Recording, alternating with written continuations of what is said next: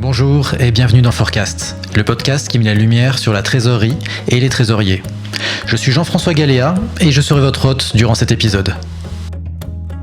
Nous sommes début 2021.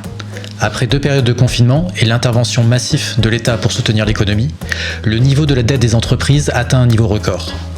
Nous ne savons pas à ce stade quand nous allons sortir de cette crise, mais une chose est certaine, il va falloir que les entreprises gèrent cette nouvelle dette.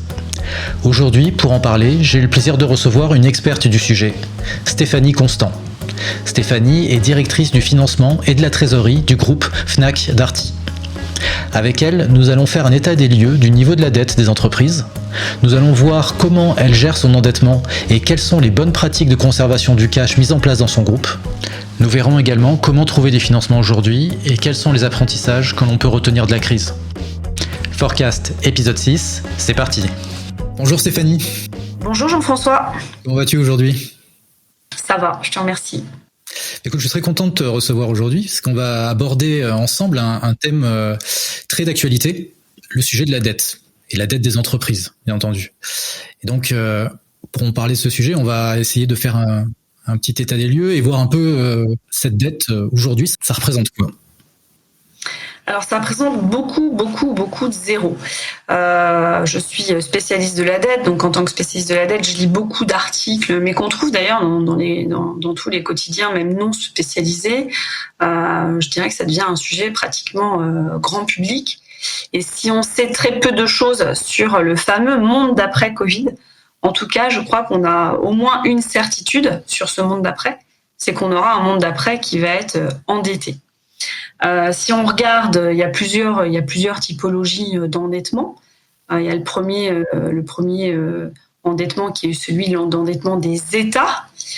Et quand on regarde ces 9 derniers mois, il y a eu une explosion en fait de la dette additionnelle des États dans le monde, qui a augmenté de 10 000 milliards. Ça fait zéro. Voilà. Ça fait beaucoup de zéros. On finit par même pas se le représenter. Mais en fait, ces 10 000 milliards, c'est 7 ans de dette additionnelle environ. Donc voilà, en 9 mois, on a généré dans le monde pour les États 7 ans d'endettement à cause de la crise de Covid-19. Donc c'est un chiffre complètement faramineux. Si on regarde aux États-Unis, les États-Unis ont en endettement net, donc leur dette brute, la dette brute des entreprises moins leur cash. Donc c'est la dette finalement réelle. Donc aux États-Unis, c'est 8 300 milliards. Ça a augmenté cette année d'un petit 10%. Donc c'est aussi faramineux. Et si on regarde maintenant l'encours de dette des entreprises en France, on est à 1800 milliards. Donc là aussi, qu'est-ce que ça veut dire ? On a toujours du mal à se le représenter. Pour se le représenter, on peut regarder la dette qu'on avait en 2008, lors de la crise Lehman Brothers qui a marqué les esprits du grand public. Oui, tout à fait. 2 fois, en fait. La dette des entreprises françaises aujourd'hui équivaut à 2 fois l'encours de dette au moment de la crise. Depuis 2008. Ouais. Depuis 2008, voilà, exactement. Donc ça veut dire quoi ? Ça veut dire que globalement, dans les années futures, il va y avoir des sujets d'endettement des États et aussi des entreprises, peut-être même probablement des ménages, ça arrivera probablement. Alors, est-ce que c'est grave, docteur ?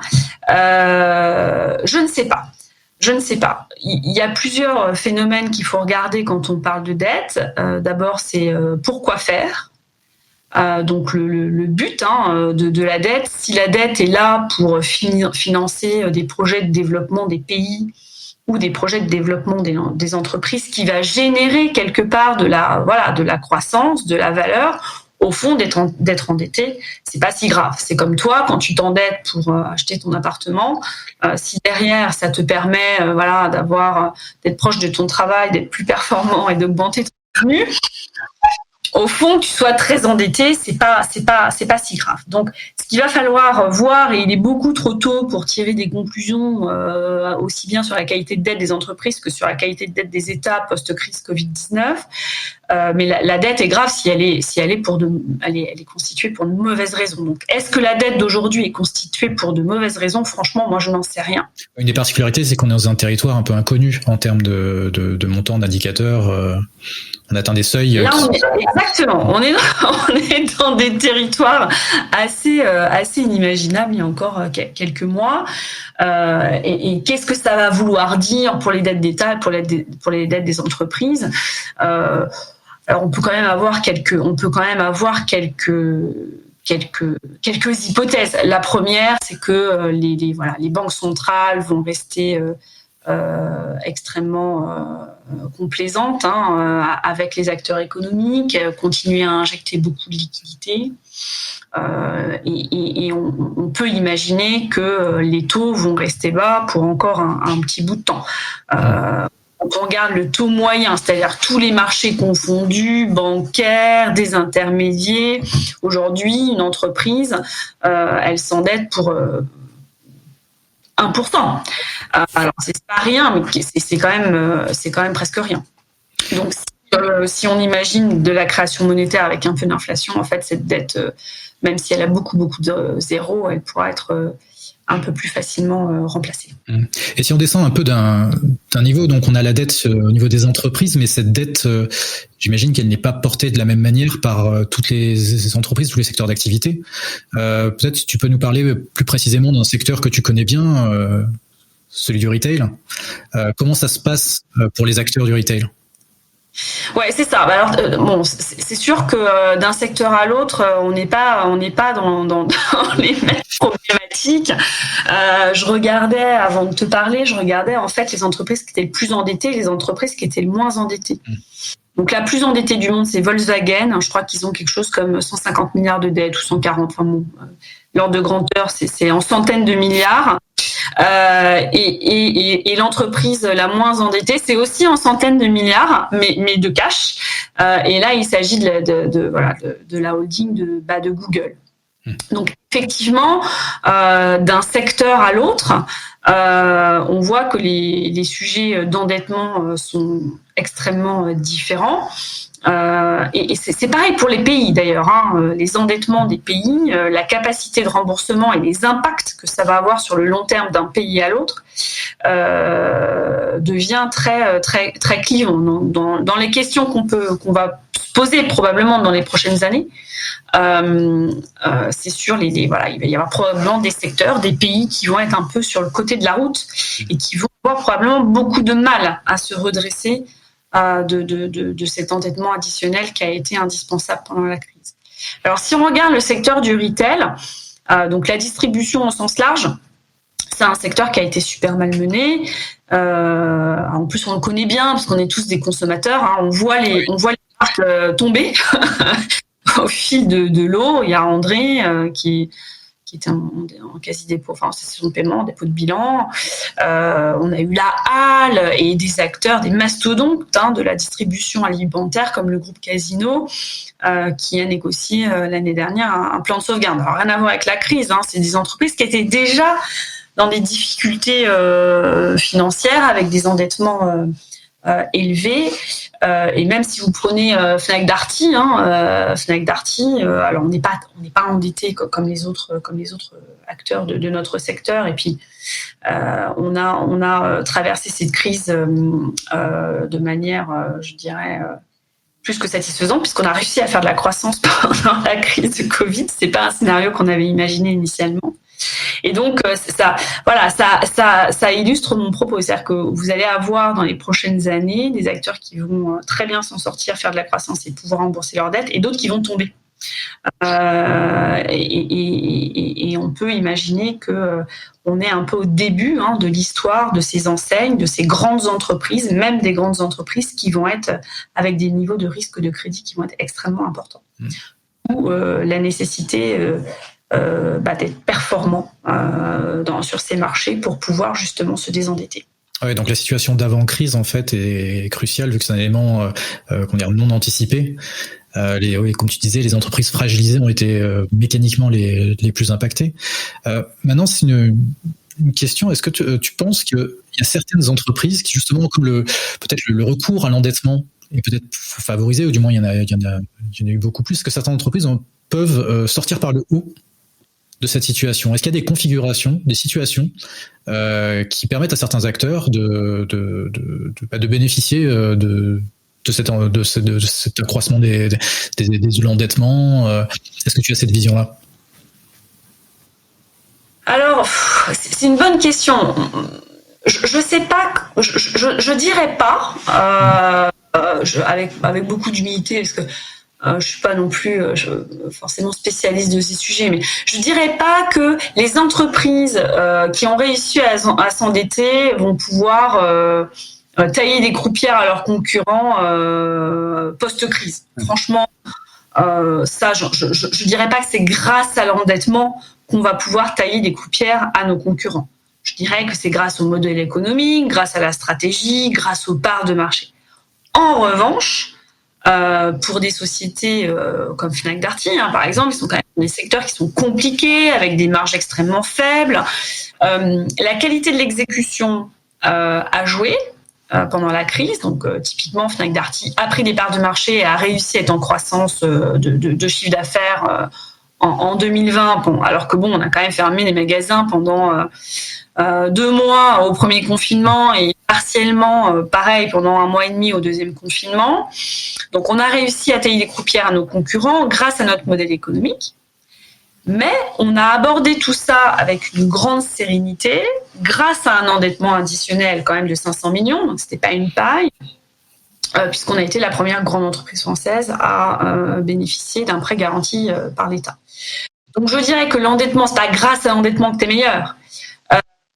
T'es meilleur parce que t'es meilleur. Mais c'est grâce à l'endettement que tu peux effectivement aborder ton avenir et soutenir ta stratégie de manière efficace. Oui, d'accord. Mais ce niveau d'endettement-là, est-ce qu'il aurait été atteignable dans un contexte antérieur? Non. Ni atteignable, ni souhaitable. Oui. Ni atteignable, ni souhaitable. Donc non, c'est des mesures de crise, d'urgence, et quand on peut, et je pense que toutes les entreprises qui ont eu des PGE, donc des prêts garantis d'État pendant la crise, que ce soit en France ou ailleurs, la priorité des entreprises sera de les rembourser. D'ailleurs, c'est un très bon sujet, parce que maintenant qu'on a vu que les entreprises avaient des niveaux d'endettement records, on fait quoi? On est en 2021, ça y est, la dette est creusée. Comment on fait? Alors, en 2021, je pense que la plupart des acteurs, des grandes entreprises ou même des PME, je pense qu'elles vont surtout pas faire grand-chose sur leur dette. Moi, j'ai aucune idée de savoir si la crise est derrière nous ou devant nous. Est-ce qu'on est au milieu? Est-ce qu'on n'imagine pas à quel point on est au début? Donc aujourd'hui, bien malin qui saura dire à quelle étape de la crise sanitaire et économique et ses conséquences sur l'économie on est. Moi, je n'en sais rien. Tu penses qu'on pourrait aller plus loin en termes d'endettement? Si jamais ça continuait, s'il devait y avoir d'autres vagues? Je pense que c'est le train a quitté la gare. Ouais. Donc, il roule assez vite. Donc, pour l'arrêter, ça va prendre quand même un certain temps. De ce que l'on voit en Europe, avec l'arrivée d'un nouveau variant Covid, les conséquences sur l'économie vont continuer à se faire sentir de manière significative. Au moins début d'année. Au moins début 2021. Donc, je ne vois pas, j'ai pas ma boule de cristal, je ne vois pas une amélioration de l'endettement des entreprises à court terme en 2021. En 2021, vraisemblablement, si on maintient, on est bien. Maintenant, qu'est-ce qu'il faut qu'on fasse pour gérer cette dette et son remboursement surtout? Alors, moi, je crois que la meilleure chose pour gérer son remboursement, c'est d'être performant. C'est-à-dire que les entreprises, a fortiori celles qui se sont endettées quand elles le peuvent, puisque l'endettement de crise est quand même souvent lié à des difficultés opérationnelles sous-jacentes. Mais le meilleur moyen de rembourser sa dette, c'est de générer du résultat. De générer du cash. Donc on pourra peut-être approfondir ce sujet-là, qui est le sujet majeur. Quand on parle d'endettement, on parle de cash. Et en période de crise, le cash est plus que jamais le nerf de la guerre. Donc, je dirais que pour se désendetter, une entreprise doit d'abord être très bon en exécution et très bien maîtriser, sécuriser, protéger son cash plus que jamais quand voilà, il y a des problèmes de liquidité et des risques macroéconomiques. Donc, alors, sinon, ce qui peut se passer, moi, ce que j'imagine dans les probablement prochains mois, c'est que tu pourrais voir des gros mouvements de cession d'actifs dans les grosses entreprises, pour justement pouvoir, quand on prend Casino sur le secteur du retail, j'ai pas en tête le chiffre, mais ils ont cédé pour plusieurs milliards d'euros pour gérer leur endettement. Donc, on pourrait imaginer que des grandes entreprises entament des gros programmes de cession d'actifs. Ça, c'est un des mouvements qu'on pourrait observer peut-être en 2022. Le deuxième mouvement qu'on commence déjà à voir sur le marché de l'obligation convertible, c'est un renforcement des fonds propres par de l'equity. Donc, j'imagine que voilà, toutes ces grandes entreprises, même les PME, qui ils n'ont pas accès au marché boursier, mais il pourrait y avoir une nécessité pour d'une manière générale, d'avoir un renforcement des fonds propres. Donc, ça voudra dire des augmentations de capital. Et puis, probablement, alors quand on n'a pas recours à ça, c'est ce que je disais un peu au début, c'est un repositionnement en fait de la fonction trésorerie, cash management, qui va redevenir un peu sur le devant de la scène pour les grosses entreprises. C'est le cas de Fnac Darty. Fnac Darty, c'est une société qui a été longtemps gérée avec un prisme compte de résultat. On parle du chiffre d'affaires, on parle de marge, on gère son résultat opérationnel. Et là, pendant cette crise, on n'a jamais tant parlé de free cash flow. Donc finalement, on s'est rendu compte que le résultat, de toute façon, il allait dégringoler. Donc on est coté. Donc les investisseurs, sans surprise, s'attendaient à un free cash flow, à un résultat opérationnel qui dégringole. Il a dégringolé. On a publié notre résultat préliminaire lundi, donc je peux parler assez librement. Donc il a dégringolé d'environ 80 millions d'euros par rapport à 2019. Par contre, le free cash flow, il a été en croissance. Pourquoi ? Parce qu'on a généré le cash. Et ça, ce type d'indicateurs-là, est-ce qu'ils sont aussi maintenant plus regardés par les investisseurs ? Est-ce que c'est quelque chose qui est plus, qui augmente en importance en externe ? Alors, en externe, investisseur equity, oui et non. Alors oui quand même, parce que l'investisseur equity, donc l'actionnaire, qu'est-ce qu'il attend lui à la fin, c'est du dividende, et pour avoir du dividende, il faut quand même que la boîte délivre du cash. Donc ils regardent, mais ils aiment bien, ils ont quand même un prisme, les investisseurs, très compte de résultat. Ils regardent quand même le bénéfice net par action. Donc ça, ils ont quand même un prisme très compte de résultat. Les agences de notation qui notent les crédits et qui, comme tu le sais, sont importantes pour le pricing des crédits des entreprises qui sont notées. Donc, mieux tu es noté, moins tu empruntes cher. Elles ont sanctionné à peu près tous les secteurs et en particulier celui de la distribution. On a eu des échanges avec eux lorsqu'on a publié nos résultats préliminaires et ils sont quand même un peu gênés de constater qu'au fond, on arrive à faire du free cash flow supérieur à l'année dernière, alors qu'ils nous ont sanctionnés. Donc, on pourrait imaginer que cette bonne gestion du free cash flow dans notre secteur permet aux entreprises d'optimiser quand même leurs frais financiers, donc à la fin, le compte de résultat. Oui, qui a un impact. Donc, pour l'externe, oui, c'est important. Je ne sais pas si ça joue de manière considérable sur la valorisation boursière. Enfin, quand même, c'est plutôt quand même rassurant. Mais sur la communauté bancaire, agence de notation, d'être capable de montrer qu'une société peut générer plus de free cash flow que l'année précédente dans une période de Covid. Ça montre une certaine solidité, peut-être. Voilà, ça montre la solidité. C'est quand même un élément extrêmement positif. Et surtout en période de crise. Surtout en période de crise. Et donc, si c'est un sujet qui concerne l'externe, mais peut-être pas tant que ça, c'est un sujet qui est quand même donc principalement interne. Et donc, en interne, qui est concerné principalement? Oui, alors qui est concerné, c'est pas compliqué, c'est la direction générale et le comité exécutif. Donc nous, chez Fnac Darty, on a... C'était le cas avant crise? Pas autant. Pas autant. Mais quand même, le directeur général, dans la plupart des sociétés, regarde son cash. Mais c'est pas forcément aussi prioritaire. Et c'est pas forcément au travers du cash que les décisions opérationnelles sont prises. Chez Fnac Darty, on a 80% du chiffre d'affaires en magasin. Donc le premier confinement, on était encore tous novices du confinement. Maintenant on s'habitue, mais le premier confinement, ça a été un confinement drastique. On a fermé totalement nos magasins. Donc il y a 80% du chiffre d'affaires qui a disparu du jour au lendemain, sans aucune visibilité sur les réouvertures. Donc quand on fait les maths de scénario de stress case, à ce moment-là, on se rend compte, en quelques mois, on est mort. Ouais. Si on fait rien, en quelques mois, on est mort. Donc là, il ne faut pas être un grand savant pour modéliser ça sur Excel. C'est à la portée d'un enfant de CM2.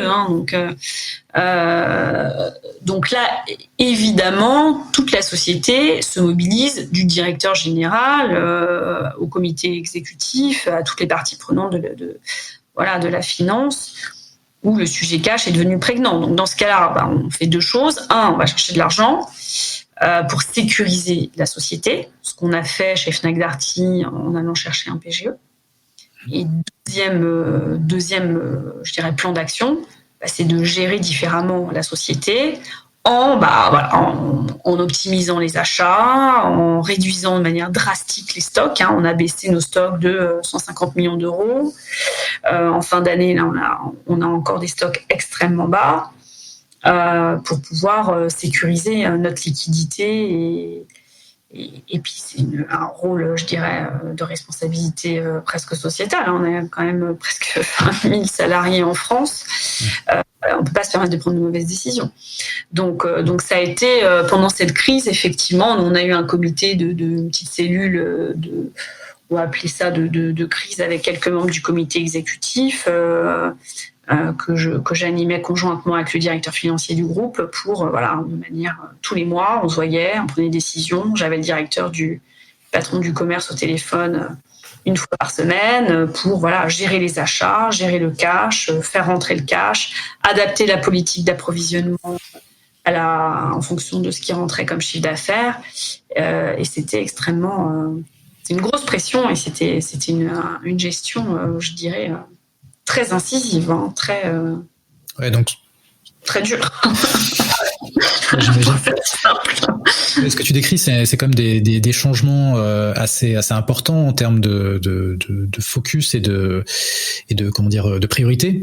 Ça a été fait, j'imagine, assez rapidement, en tout cas par rapport à des changements d'équivalent dans d'autres situations antérieures. En termes de gestion du changement, justement, comment vous y êtes pris? Comment vous avez fait pour réussir à arriver à mettre en place ces changements de culture quelque part? C'était tellement brutal qu'on n'a pas été accompagné par des grands cabinets, tu sais, plein de slides. On a tout fait en 48 heures. En 48 heures, vous avez mis en place... Ouais, en 48 heures, on a pris les décisions. D'accord. Ouais, en 48 heures. On a eu les annonces gouvernementales, je me souviens, un jeudi. On savait qu'on fermait les magasins le samedi et on a été en cellule de crise tout le week-end. On a mis 3 chiffres sur Excel, on a dit qu'il fallait de l'argent supplémentaire et qu'il fallait qu'on préserve le cash. Les conclusions étaient évidentes pour tout le monde. Le lundi matin, on communiquait. Le lundi matin, on sortait un communiqué où on disait qu'on fermait nos magasins, 80% des effectifs en chômage partiel. Et puis c'était des décisions. Enfin, on n'avait pas complètement fumé la moquette quand on a décidé tout ça. C'était des décisions vitales. Pour sauver l'emploi, pour sauver les marques. On est quand même, Fnac Darty, c'est quand même des des enseignes qu'on peut pas laisser tomber comme ça. Et donc on a pris des mesures drastiques. C'était pas un accompagnement en changement. Hein. C'était une crise. On gère, voilà. Bon, après il y a un directeur général qui est quand même là pour gérer le navire, qui a pris d'excellentes décisions, un COMEX hyper soudé qui a cascadé, et puis il y a une culture Fnac Darty très forte, dont l'attachement à nos enseignes est très très forte dans la société. Et donc donc toutes les mesures qu'on a pu prendre, on les a prises. Et dans ce cas-là, il y a un alignement des équipes qui est incroyable, moi j'ai trouvé ça assez puissant, mais je pense que c'est culturel en fait. Donc il n'y a pas eu d'accompagnement au changement en fait. Il y a eu un changement. Il y a eu un changement. Il y a eu un changement et on s'est adapté très vite. Et c'est là où peut-être les groupes agiles, parce qu'on n'est pas digital natif chez Fnac Darty, mais quand même. On est quand même, on a les deux jambes, on a le physique et on a le digital, on a beaucoup cette culture de start-up avec pas mal de jeunes dans nos effectifs, etc. Donc, c'est une vieille boîte, mais c'est une boîte quand même très agile. Et je pense que ça a été probablement un atout très fort pour sortir de cette crise quelque part renforcée, parce que je pense vraiment que le groupe est renforcé. Oui, j'imagine que ça a été clé. Et donc, après ce changement, en termes de suivi et de préservation du cash, l'organisation que vous avez mis en place, justement, suite à ce chement-là, c'est quelque chose que vous avez réussi à faire perdurer? Vous avez passé une étape et ensuite vous avez mis en place une situation peut-être un peu différente? Comment dans la durée, ça se passe? Ouais, on a un peu relâché la pression quand même. On a un petit peu relâché la pression. Bon, nous, on a déployé un projet, donc un projet qu'on a nommé Argos, dans la société qu'on a déployé pendant cette crise, qu'on va continuer en fait à déployer et à animer en 2021. Et comme j'ai dit à mon directeur financier, on aura réussi Argos quand on aura arrêté Argos. Donc quand on sera revenu dans une normalisation de gestion de business et que le cash fera partie d'un des indicateurs regardés, suivis, mais sans mettre autant de pression dessus, là on pourra dire qu'on est sorti correctement de la crise. Mais comme je te disais, est-ce qu'on est au début de cette crise, à la fin, au milieu? J'en sais rien. Donc pour l'instant, on continue à animer le cash de manière quand même extrêmement exigeante. Mais on a relâché la pression. D'accord.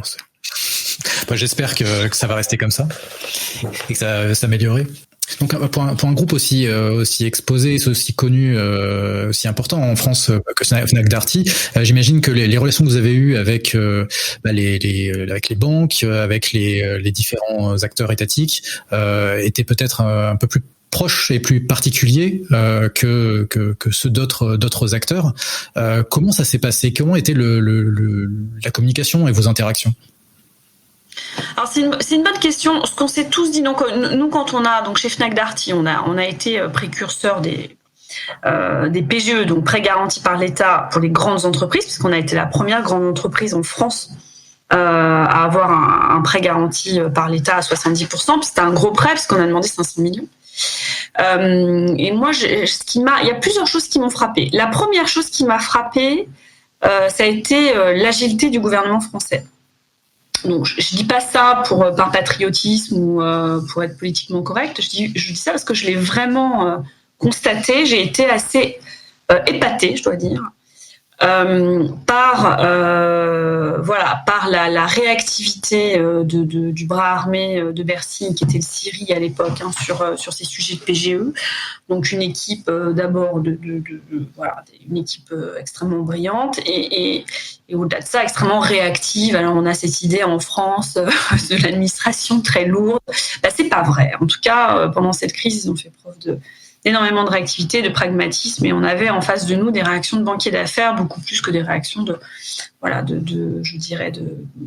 fonctionnaires, sans vouloir être négatif, mais voilà, pas de lourdeur en tout cas administrative. Ça a été absolument incroyable. On avait l'impression du coup d'écrire les décrets en même temps qu'ils publié puisque voilà, on défrichait le terrain, on défrichait le terrain vraiment de comment appliquer les PGE pour une grande entreprise, qu'est-ce que ça voulait dire avec les banques, etc. Le deuxième enseignement et ce qui m'a aussi frappé, c'était une espèce de sincérité au fond qui est apparue comme ça. On était tous, c'est très idiot, hein, c'est trivial ce que je vais dire, mais on était chez nous en pyjama ou je ne sais quoi à négocier des deals à des centaines de millions d'euros, et c'était vrai pour les membres du ministère comme pour les banques. Comme pour mon directeur général. Donc on s'est retrouvés dans une situation complètement improbable, et moi j'ai eu l'impression que les masques étaient tombés, qu'on était beaucoup plus sincère, beaucoup plus direct dans nos interactions professionnelles, y compris avec les banquiers, et qu'on parlait assez vrai. Il y avait un alignement des intérêts de tout le monde. Il y avait un alignement des intérêts entre les banquiers, l'État, l'entreprise nous concernant. En interne, c'était pareil. Donc, je ne vais pas complètement idéaliser la situation, mais j'ai eu l'impression, ça me frappait que c'était quand même assez fort en termes de sincérité et de se serrer les coudes, quoi, de se dire bon là, il faut qu'on passe cette crise, quoi. Il n'y a pas le choix. Donc j'ai trouvé ça. Alors c'est pas vrai de toutes les banques, hein. Je ne vais pas citer des noms, mais en tout cas c'est là où on voit les vrais amis. C'est comme dans la vie, quoi. Quand on voit les gens qui viennent vous soutenir sincèrement, et puis ceux qui viennent mais entraînant des pieds. C'est vrai qu'il y a des entreprises qui avaient des pools bancaires dans lesquels certaines banques bloquaient l'obtention du PGE. Ça a été notre cas. On a eu des cailloux dans la chaussure. Bon, mais ça s'est finalement très bien terminé pour Fnac Darty parce qu'on est une belle signature. Mais en tout cas, voilà, cette crise, elle a été, on en parlait même entre nous. Hein. Ça a été un moment tellement incroyable que je pense qu'on a tous agi pas que par intérêt financier, peut-être. Même si, bon, il y avait quand même un fond de ça, hein, faut pas être... Mais il y a eu aussi un élan, peut-être un petit peu de patriotisme, peut-être. Ouais. D'accord. C'est intéressant d'avoir cette vision-là par quelqu'un qui a vécu les choses de l'intérieur. Ouais, moi j'ai eu ce sentiment en tout cas. D'accord, très intéressant, très intéressant. Pour toi, quelles sont les meilleures pratiques pour conserver le cash ? Alors les bonnes pratiques, t'as deux axes. D'une part, comment je préserve mon cash, comment je gère mon cash, et puis t'as de l'autre côté comment je structure correctement ma dette. Donc comment je gère mon cash quand tu es dans des business models tels que le nôtre, hein, donc la distribution où tu as très peu de rentabilité, comment tu préserves ton cash, c'est vraiment c'est gérer ton besoin en fonds de roulement, c'est gérer tes stocks, gérer tes achats, gérer tes dettes fournisseurs. Ce qui demande, voilà, c'est la qualité d'exécution opérationnelle, hein, comme on dit dans le langage soutenu. Ça veut dire quoi ? Ça veut dire que tu achètes bien des bons produits que tu vas vendre à bon prix. Hein. C'est pas si compliqué que ça. Mais dans des moments difficiles, ou lorsque tu es dans des situations de structure de dette importante, plus que jamais, ces choses basiques, il faut bien les exécuter. Et c'est pas si facile. Donc ça, c'est la première chose. Donc voilà, c'est des basiques de bonne gestion du BFR. Après, ça nécessite de couper tes dividendes, hein, pour préserver ton cash, ou en tout cas de renégocier avec tes actionnaires, de baisser tes dividendes. Et puis ça nécessite effectivement d'avoir des stratégies, je dirais, d'investissement. Donc de consommation de tes capex ou de stratégies d'acquisition de croissance externe extrêmement bien ficelées pour que voilà, chaque décision que tu vas prendre sera une bonne décision qui te permettra d'avoir plus de cash à l'avenir et pas de le brûler pour rien. Donc une fois que tu as bien géré ton cash, quand tu es dans un secteur un peu compliqué qui est endetté, ce qu'il faut faire aussi, c'est bien gérer ta dette. Pour bien gérer ta dette, il y a deux piliers qu'il faut toujours respecter, en tout cas que moi je tâche de respecter. Le premier, c'est la diversification de tes sources de financement pour pas dépendre d'une seule source. Chez nous, chez Fnac Darty, ça veut dire qu'on a une dette bancaire, une dette par la Banque européenne d'investissement, donc on va dire une dette un peu étatique si on veut, et puis une partie de la dette désintermédiée avec de l'obligataire. Voilà. Donc on essaye d'avoir cette structure de dette avec plusieurs typologies de sources d'investissement pour pouvoir avoir des leviers de dette en cas de coup dur. Et c'est ce qui nous a permis, parce qu'on avait un bout de dette bancaire et de bonnes relations bancaires, c'est ce qui nous a permis d'avoir notre PGE dans de bonnes conditions en période de crise. D'accord.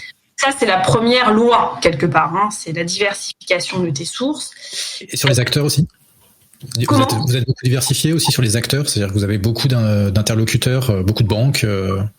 Oui, on a beaucoup de banques, on a 17 banques, on a beaucoup d'investisseurs obligataires, on a, comme je te le disais, des typologies de banques qui sont très différentes puisqu'on a aussi un prêt avec la Banque européenne d'investissement qui est venu dans notre dette pour des projets très spécifiques, en fait.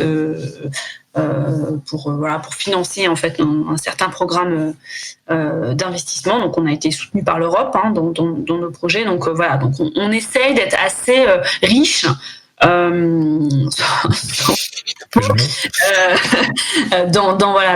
les sources d'investissement. Donc, c'est la première loi. Et puis la deuxième loi, c'est ton échéancier. Alors évidemment, ce qu'il faut éviter absolument, c'est les murs de dette. Ce qui met les entreprises dans de grandes difficultés, c'est quand elles ont un gros mur de dette. Alors Aziz, c'est pas grave, c'est dans 2 ans, c'est dans 3 ans, c'est dans 4 ans. Sauf que si elles sont dans des difficultés opérationnelles où leurs résultats baissent un peu, elles arrivent 1 an avant leur mur de dette et elles ne peuvent pas refinancer. Donc, moi, je tâche dans la stratégie de financement que je mets en place pour Fnac Darty d'avoir un échéancier de dette toujours extrêmement ventilé pour que on n'ait jamais une échéance de dette qui soit supérieure, je sais pas moi, à 1 an d'EBITDA, quoi. Tu vois, déjà 1 an d'EBITDA, c'est déjà énorme. Mais tu vois, comme ça, tu as un indicateur que tu suis et puis oui, bien sûr. Les règles. Bien sûr. Et quand on a des dettes trop importantes, on casse la dette en plusieurs échéances pour avoir un échéancier à 6-7 ans qui est assez bien ventilé. Donc voilà, moi ce que je conseillerais, si je peux conseiller quoi que ce soit, pour des entreprises qui ont des sujets d'endettement forts, c'est d'anticiper toujours la renégociation de leur échéancier très en amont. Faut s'y prendre 2-3 ans à l'avance, c'est pas grave, et puis de casser leur mur de dette, de pas attendre en fait les difficultés pour commencer à échanger avec les créanciers. Donc ce que tu viens de nous décrire, c'est ton organisation, on va dire, en situation normale, que tu continues à faire fonctionner bien entendu aujourd'hui, mais la donne a un peu changé. Aujourd'hui, les acteurs réagissent un peu différemment. Comment tu fais pour te structurer comme ça lorsque les banques ne t'ouvrent pas forcément leurs portes? Est-ce qu'il y a des alternatives? Alors oui, tu as des alternatives. Alors c'est toujours un peu, on prête qu'aux riches. C'est cette espèce d'adage populaire, il est malheureusement quand même assez vrai. Donc c'est sûr que quand les entreprises se retrouvent dans une situation d'extrême difficulté. Alors là, en ce moment, il y a le PGE qui marche bien, qui il y a, je sais plus combien de centaines de milliers d'entreprises se sont financées par PGE, mais ça, c'est vraiment un dispositif de crise. Donc, je dirais qu'en dispositif de crise, il faut pas hésiter, il n'y a pas de honte à tirer sur des structures de financement soutenues par l'État, même si c'est ceinture et bretelles et même si l'idée est quand même de rembourser rapidement, il faut pas hésiter à faire appel à ces structures de financement particulières. Et alors après, il y a quand effectivement t'es là, typiquement le marché bancaire en ce moment est fermé. Il est fermé. Alors à moins d'être ce qu'on dit dans le jargon investment grade, donc une signature de très bonne qualité, limite, t'as pas besoin d'argent. Là, on peut te prêter en ce moment, mais aujourd'hui, tu fais quoi en fait? Aujourd'hui, en fait, aujourd'hui, tu lèves de la dette des intermédiaires. Alors, je parle des grandes entreprises parce que pour les PME, c'est encore un autre sujet. Mais pour les grandes entreprises, aujourd'hui, elles ont un accès au marché obligataire. On a des taux négatifs sur du long terme maintenant. Enfin, je veux dire, le marché obligataire a jamais été aussi bon parce qu'il y a tellement de liquidités en fait et les taux sont tellement bas et tellement de soutien des banques centrales que le marché obligataire et donc le marché des intermédiaires dans son ensemble, donc obligataire, obligations convertibles, tous ces instruments de marché pour se financer sont quand même très très ouverts. Donc même si on est en crise aujourd'hui, les marchés sont pas fermés. Donc les grandes entreprises ont accès à ces sources de financement. Pour les petites entreprises et les PME, c'est une autre affaire. Et je pense qu'elles souffrent aujourd'hui d'un accès au crédit qui est assez significatif.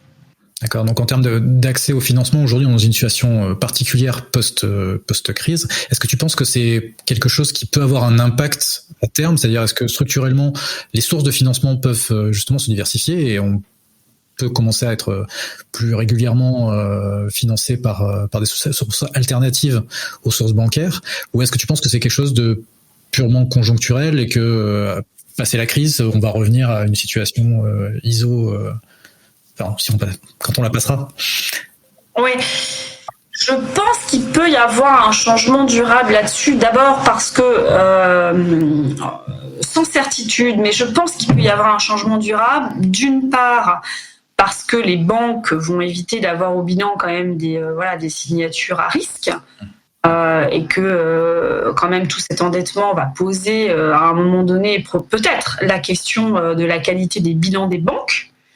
Alors ce sera peut-être pas pour 2021, mais ça peut être pour dans 24 mois, dans 36 mois. Donc est-ce que on va avoir une réouverture facile du crédit bancaire à court terme? J'en doute quand même un peu. Donc la tendance qu'on peut imaginer, qu'on a déjà constaté ces dernières années, c'est qu'en effet le marché des intermédiaires, type obligataire, devrait prendre le pas en fait sur probablement les financements bancaires. Très probablement. Et en tout cas, en matière de taux, là, il n'y a pas photo. Si on veut chercher du taux pas cher, il vaut mieux aller sur le marché des intermédiaires aujourd'hui que sur le marché bancaire. Donc maintenant qu'on a connu cette situation, qu'on y a réagi et qu'on s'apprête à vivre l'après, qu'est-ce qu'on peut retenir de cet événement exceptionnel? Alors, je vais avoir une réponse qui va être biaisée, puisque en tant qu'experte financement, trésorerie, je vais forcément te répondre le cash. Qu'est-ce qu'on peut retenir? C'est que le cash est is king, comme on dit en bon français, et pendant des crises, c'est particulièrement vrai. Et ça, quelle que soit en réalité la taille des entreprises, que vous soyez Fnac Darty ou la librairie indépendante de quartier, ce qui va faire que vous allez pouvoir traverser une crise va être le cash que vous avez disponible à la banque et puis votre niveau d'endettement.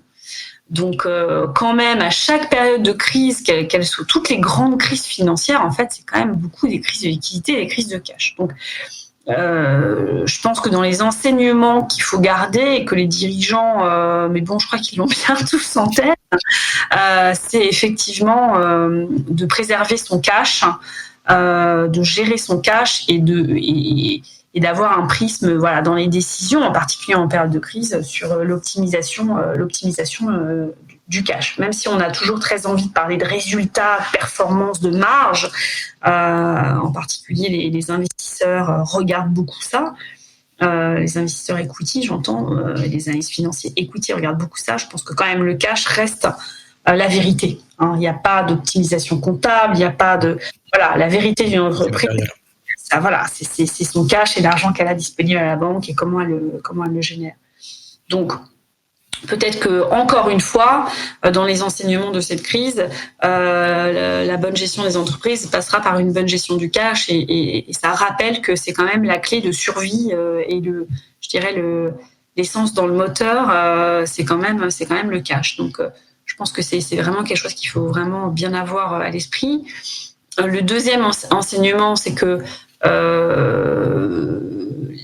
la survie, que ce soit en période de survie de crise ou en période d'hégémonie où on veut aller chercher les parts de marché, innover, se développer, le financement d'une manière générale est quand même tout à fait crucial. Il n'y a pas de je dirais qu'il n'y a pas de capitalisme sans endettement, il n'y a pas de développement sans endettement. Alors, à moins d'être Google, vous savez plus quoi faire de votre argent, mais quand même, pour la plupart donc voilà, je crois qu'il faut pas avoir peur de l'endettement. En introduction de notre entretien, on a beaucoup parlé de ça, avec tous ces zéros là, qu'on ne sait pas bien comment on va remplacer.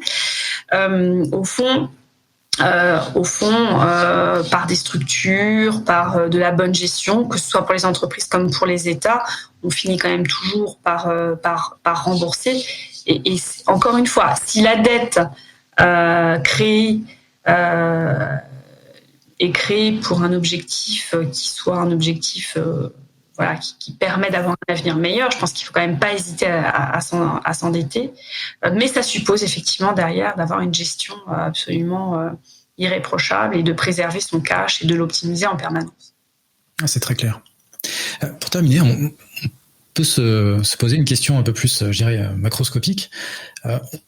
Tu as bien souligné l'importance de l'intervention étatique dans toute cette phase de gestion de la crise, et comment tous les acteurs se sont alignés et ont réussi à fonctionner ensemble, et à quel point une certaine normalité s'est mise en place sur cette collaboration.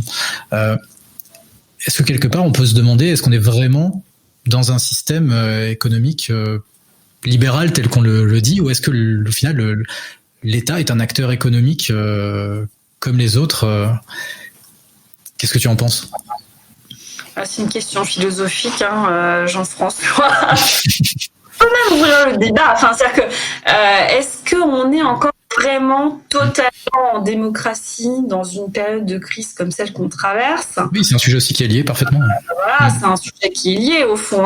Donc, économie libérale, démocratie. On est quand même dans un moment extrêmement atypique de l'histoire et de l'histoire du capitalisme en particulier.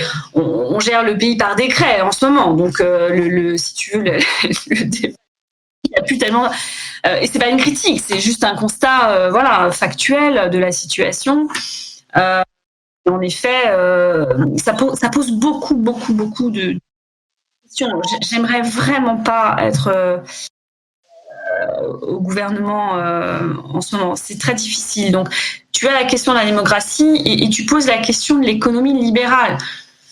Encore là, cette semaine, on apprend que l'État français s'oppose, met un droit de veto sur le rachat de Carrefour par Couche-Tard, qui est un acteur canadien. Carrefour est une entreprise privée cotée en bourse. Est-ce que c'est légitime de s'y opposer ?